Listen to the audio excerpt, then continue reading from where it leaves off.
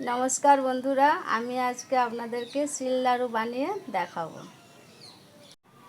তো শিল লাড়ুটা বানানোর জন্য আমি এখানে বেসন নিয়েছি। বেসনটা আমি একটা বাটি ঢেলে গুলে নেব।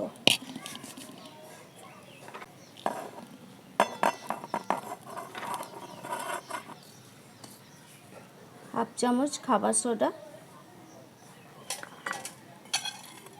আর হাফ চামচ নুন দিয়ে এটাকে জল দিয়ে একটু শক্ত শক্ত করে মেখে নেব।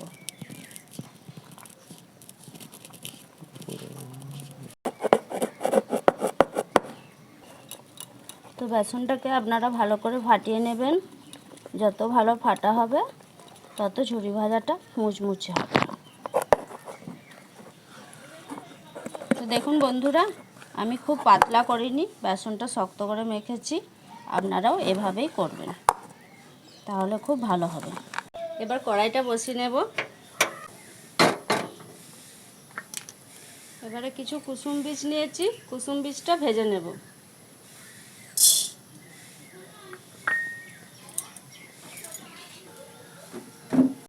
কুসুম বীজটা ভাজা হয়ে গেছে, এবার তুলে নেব। এবার ভাজার জন্য আমি পাম তেল দিয়ে দেবো কড়াইয়ে। আপনারা সাদা তেলও দিতে পারেন, সাদা তেলে বেশি ভালো হয়। আমার সাদা তেল আনা নেই, তাই পাম তেলেই ভাজছি। তো তেলটা গরম হয়েই এসছে, এবার আমি ঝুড়িগুলোকে ভাজবো। আর বেশি তেলটা গরম হওয়া চলবে না। ঝুড়ি ভাজাগুলো ভাজার জন্য আমি একটা ছান্তা নিয়েছি, ছান্তাতে বেসনটা দিয়ে দেবো। দিয়ে হাতে করে এভাবে টেনে টেনে বেসনটাকে ভাজবো।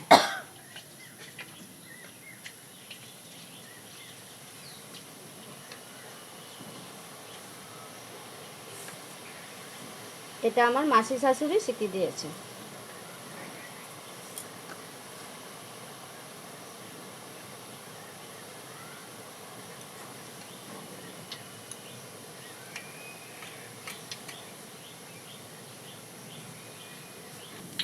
দেখতে পাচ্ছেন কত সুন্দর ঝুড়িগুলো হয়েছে। এই যে আমি একটু খড়া খড়া করে ভেজে নেব। এগুলো ভাজা হয়ে গেছে, এবার একটা জায়গায় তুলে নেব।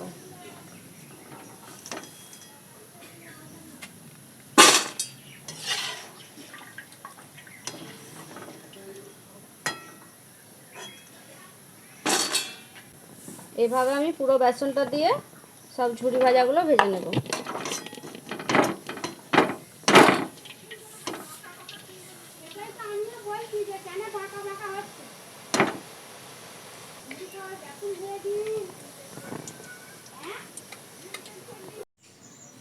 তো আমি সব ঝুড়ি ভাজাগুলো ভেজে নিয়েছি, দেখতেই পাচ্ছেন কত মুচমুচে হয়েছে। এই যে এইভাবে আপনারাও ভাজবেন। তো আমি আরেকটা কড়াই গ্যাসে বসিয়ে নিয়েছি, এবার গুড়টা ফুটিয়ে নেব।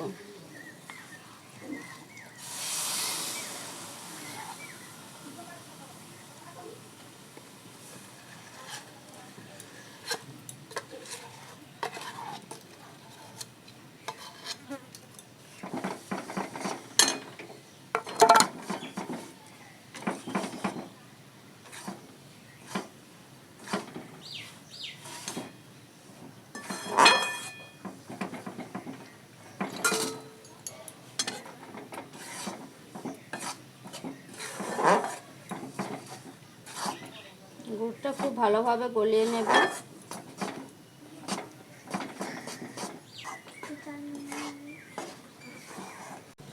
তো গুড়টা দেখতেই পাচ্ছেন ফুটতে শুরু করে দিয়েছে। এবার দেখব চিটচিটে হয়েছে কিনা। এই যে দেখছেন চিটচিটে হয়ে গেছে, সুতো কাটছে। এরকম করে গুড়টা করবেন। তারপর এই ঝুড়ি ভাজাগুলো আমি এর মধ্যে দিয়ে দেবো।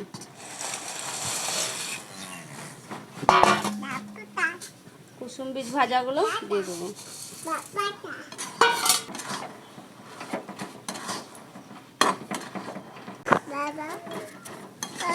গরম পাকাতে হবে।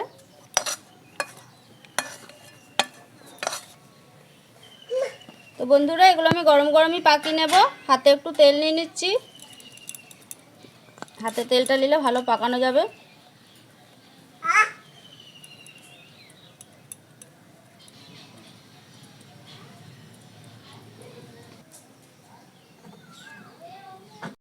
তো বন্ধুরা, ভীষণ গরম লাগছে, হাত পুড়ে যাচ্ছে, আর এইভাবেই পাকাতে হবে, আর না হলে চিটটা নষ্ট হয়ে যাবে, ঠুসঠুসে হয়ে যাবে সব। এইভাবে সব লাড়ুগুলোকে আমি পাকিয়ে নেব।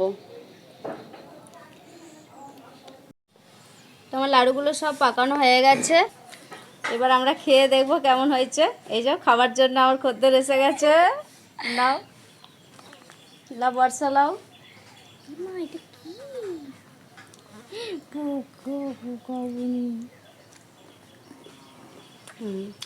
খুব সুন্দর হয়েছে, ভালো হয়েছে। ভালো হয়েছে, দারুণ হয়েছে। কখন ধরে করেছি কষ্ট করে, আমার হাতগুলো লাল হয়ে গেছে।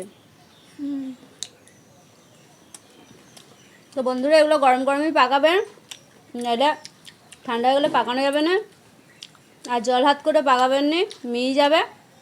তেল হাত করেই পাকাবেন। আর ভিডিওটা ভালো লাগলে অবশ্যই সাবস্ক্রাইব করবেন।